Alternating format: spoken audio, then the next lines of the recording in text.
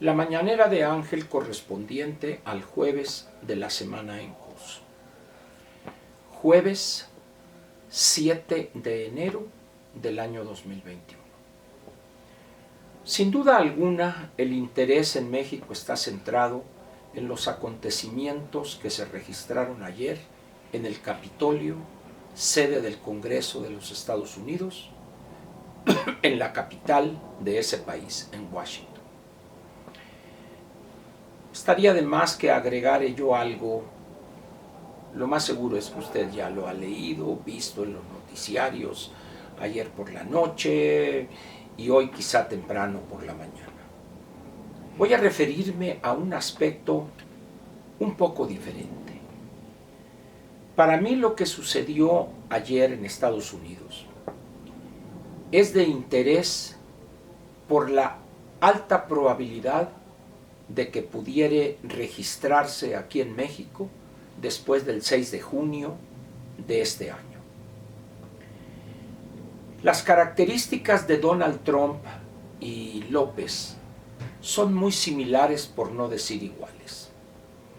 Ignorantes en todas las materias de la gobernación en ambos casos, soberbios ambos, pueblerinos en su visión también ambos, no obstante que Donald Trump es de una familia de empresarios con inversiones en varios países del mundo, pero finalmente su visión es una visión endógena, una visión hacia adentro de su país, un rechazo a lo que podríamos llamar del multilateralismo.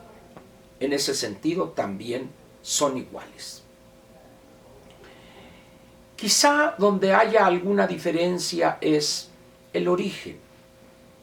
Donald Trump es una persona nacido y criado en Nueva York, de una familia con recursos económicos elevados, su padre un desarrollador inmobiliario importante, una familia, si nos atenemos a uno de los libros escritos por una familiar, una pariente de Donald Trump, un hombre educado en una familia rara, por decirlo menos, pero de elevados recursos económicos. Un hombre acostumbrado a moverse en los círculos del poder, interacción con políticos y con grandes empresarios. López, por el contrario, es el típico cacique pueblerino, un hombre proveniente del trópico mexicano, una de las regiones más atrasadas del país, donde se forma, nace, se forma e intenta hacer política buscando la gubernatura de su estado. Milita en el PRI hasta el momento en que le dicen que no va a ser candidato a la gubernatura. A partir de ahí empieza el verdadero López a manifestarse. Un hombre que rechaza sistemáticamente la ley, al igual que Trump. Un hombre acostumbrado a violarla sin escrúpulo alguno, igual que Trump. Llega a la política nacional con esas características, al tiempo que Trump llega a la política norteamericana también con esos modos de hacer política. Ambos son seducidos por el poder, les gusta y disfrutan el poder. Lo usan, en el caso de Trump, más abiertamente para beneficio personal, y en el caso de López para el beneficio de la camarilla de lacayos y siervos que lo rodean, empezando por la familia misma, tanto sus hijos como su larga y su amplia parentela, primos, hermanos, etc. De ahí, pues, que mi interés esté centrado en lo que podríamos vivir o experimentar en México después del 6 de junio de este año. La única prioridad que evidentemente caracteriza hoy a López es obtener 251 diputados en la Cámara correspondiente, en San Lázaro, propios de Morena. No quiere depender de los otros partidos, ni del Partido del Trabajo, ni del Verde Ecologista, ni de alguno de los tres que obtendrían el registro registro definitivo, en caso de obtener votos por encima del 3% o igual al 3% de los votos válidos emitidos. En la elección federal, por supuesto, la de diputados federales. López, pues, tiene fincada toda su gobernación en ese número mágico, 251 diputados. Posiblemente no le alcanzaría para obtener la mayoría calificada, ni en diputados ni en el Senado de la República, pero no le importa. Con que tenga la mayoría absoluta, se da por bien servido. Sin embargo, las cosas parece que no van por ese camino. Estas pifias en relación con el programa de vacunación, el pésimo manejo logístico que ha sido más que evidente, y apenas van los primeros días con las primeras cargas, vamos a decir, de vacunas que son muy pequeñas en cuanto a números se refiere. A medida que vayan llegando otras bultos u otras cargas, vamos a decirlo, de 50 a 100 mil, las cosas se le van a complicar. Habla ahora de 10,000 brigadas de 12 integrantes cada una para ir a vacunar a los mayores de 60 años. Una ilusión, no pasa de ser un buen deseo en el mejor de los casos. Ese proceso que hoy genera problemas en países como en Estados Unidos, el Reino Unido, países que cuentan con una infraestructura de primera, con personal calificado, con logística avanzada. Aquí en México va a ser un completo desastre. Asimismo, la caída de la economía el año que recién ha terminado, más lo que va a suceder en los primeros 5 meses o 4 meses de este año, van a incidir negativamente para Morena en los resultados electorales. No olvidemos que la elección intermedia en México es una elección donde el aspecto de lo local es determinante en muchas de las elecciones. No va a estar López en la boleta, ni tan fácilmente podrá incidir y hacer propaganda abierta, aun cuando lo va a intentar, en favor de algunos candidatos de ese partido, de Morena. Todo esto configura un panorama que posiblemente no le sea totalmente favorable para lograr su objetivo.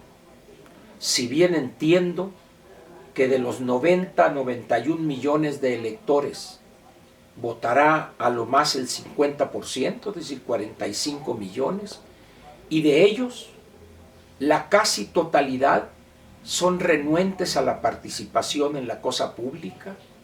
La mayor parte de ellos prefieren el voto inercial, el voto de aquel partido o de aquel candidato que les promete lo imposible, por lo que será difícil que en 5 meses los partidos de oposición en la Alianza Va por México puedan contrarrestar totalmente esa mentalidad de siervo que caracteriza a nuestros ciudadanos en su inmensa mayoría.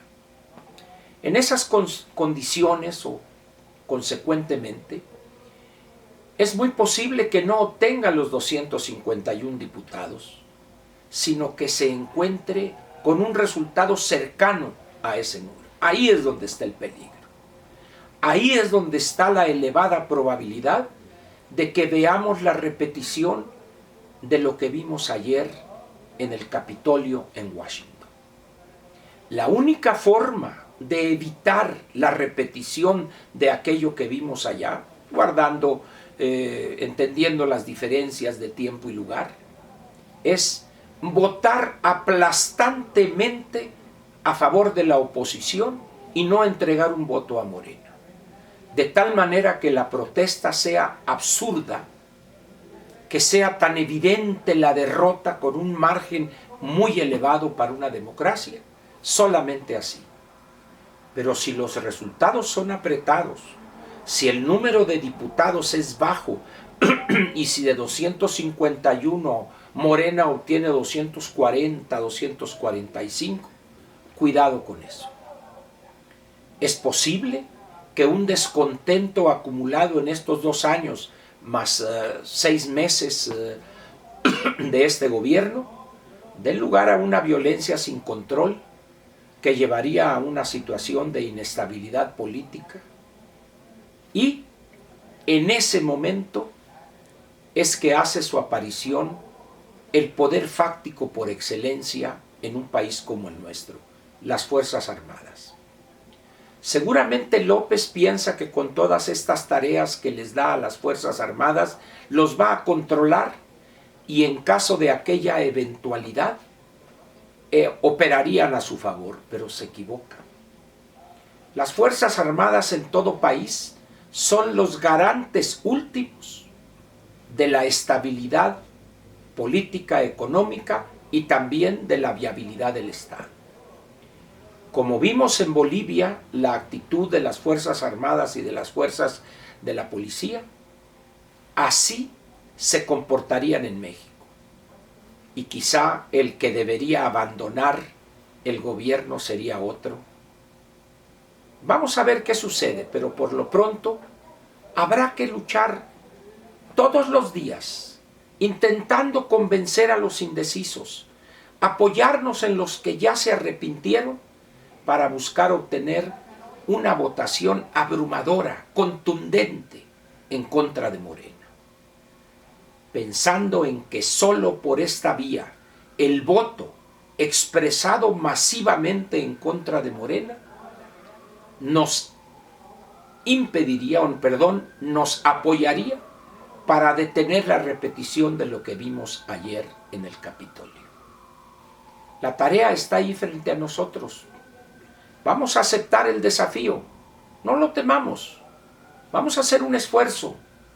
El destino de este país está en manos de decenas de millones de ciudadanos, verdaderos ciudadanos, no lacayos, no siervos, como fueron muchos de los que le dieron su voto a López el 1 de julio del año 2018. ¿Aceptará usted el reto? Espero que sí. Muchas gracias y lo espero mañana viernes, donde cerraremos la primera semana laboral del año. Gracias.